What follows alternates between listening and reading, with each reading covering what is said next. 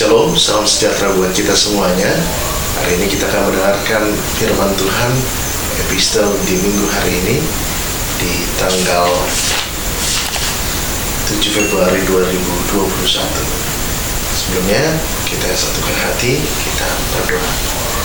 Damai sejahtera Allah yang melampaui segala akal, itulah memelihara hati dan pikiranmu dalam Kristus Yesus Tuhan kita. Amin. Saudara-saudara terkasih dalam Yesus Kristus, firman Tuhan berita sukacita buat kita pada saat ini tertulis dalam 1 Korintus pasal yang ke-9 ayat 16 sampai 23. Demikian pembacaan firman Tuhan.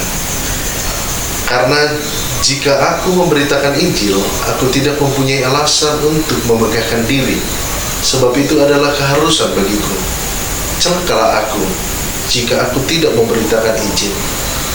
Kalau andai kata aku melakukannya menurut kehendakku sendiri, memang aku berhak menerima upah. Tetapi karena aku melakukannya bukan menurut kehendakku sendiri, pemberitaan itu adalah tugas penyelenggaraan yang ditanggungkan kepadaku. Kalau demikian, apakah upahku? Upahku ialah ini, bahwa aku boleh memberitakan Injil tanpa upah, dan bahwa aku tidak mempergunakan hakku sebagai pemberita Injil. Sungguh pun aku bebas terhadap semua orang. Aku menjadikan diriku hamba dari semua orang, supaya aku boleh memenangkan sebanyak mungkin orang. Demikianlah bagi orang Yahudi, aku menjadi seperti orang Yahudi, supaya aku memenangkan orang-orang Yahudi. Bagi orang yang hidup di bawah hukum Taurat, aku menjadi seperti orang yang hidup di bawah hukum Taurat, sekalipun aku sendiri tidak hidup di bawah hukum Taurat, supaya aku dapat memenangkan mereka yang hidup di bawah hukum Taurat. Bagi orang-orang yang tidak hidup di dalam hukum Taurat, aku menjadi seperti orang yang tidak hidup dalam bawah hukum Taurat, sekalipun aku tidak hidup di luar hukum Allah, karena aku hidup di bawah hukum Kristus, supaya aku dapat memenangkan mereka yang tidak hidup di bawah hukum Taurat.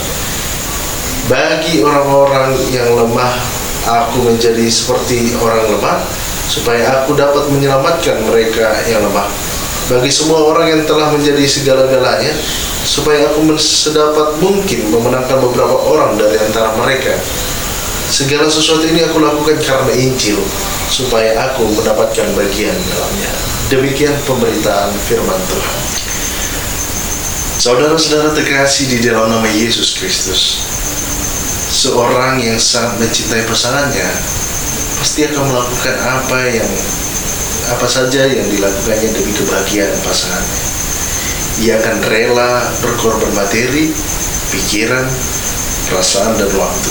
Dia tidak menuntut apa-apa selain kasih dan kesetiaan pasangannya. Itulah yang dilakukan Paulus.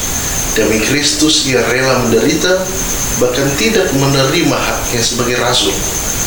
Paulus berusaha menahan diri dari upah duniawi demi pemberitaan Injil Kristus. 1 Korintus 9 ayat 1 sampai 12a menekankan bahwasanya Paulus mengakui bahwa dia berhak menerima upah dari pemberitaan Injil yang dia lakukan. Dalam 1 Korintus 9 ayat 13 sampai 14. Akan tetapi dia lebih mengutamakan pemberitaan Injil demi memenangkan jiwa dan membawa kepada Kristus.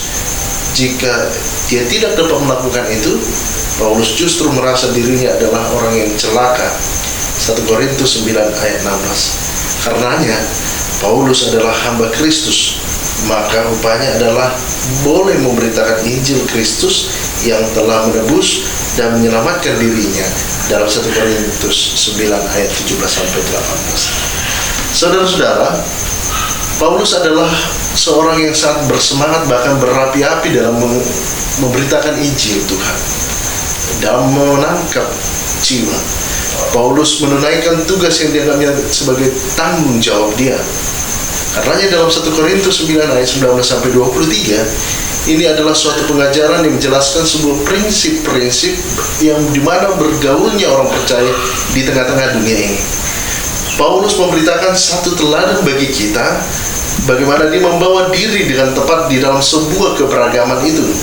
Dengan hikmat Allah, Paulus mampu membawa pesan yang tepat di dalam sebuah keberagaman itu, dari efektivitas semua golongan yang ada di jemaat Yahudi maupun non-Yahudi, kepada orang yang kuat maupun orang yang lemah.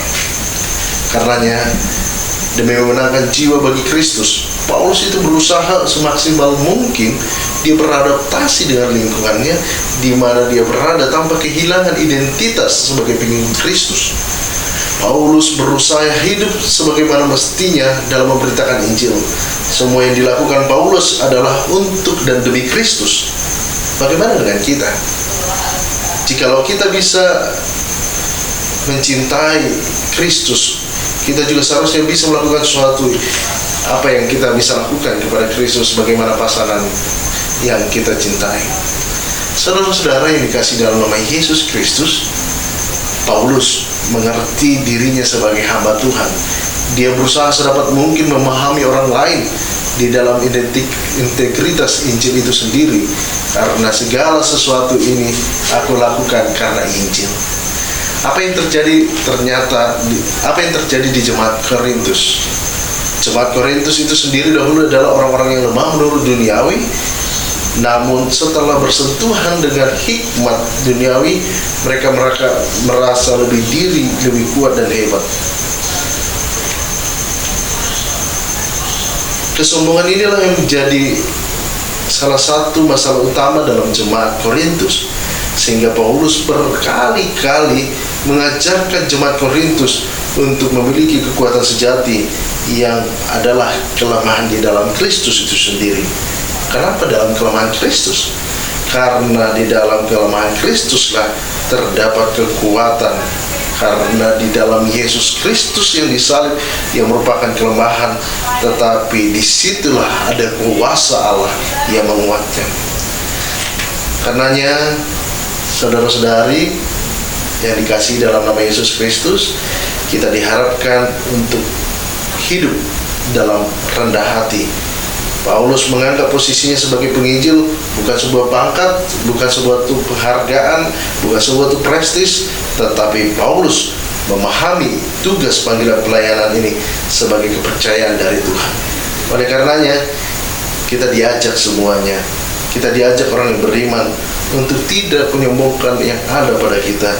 Bahkan kita harus merendahkan diri seperti Kristus yang merendahkan dirinya di kayu salib.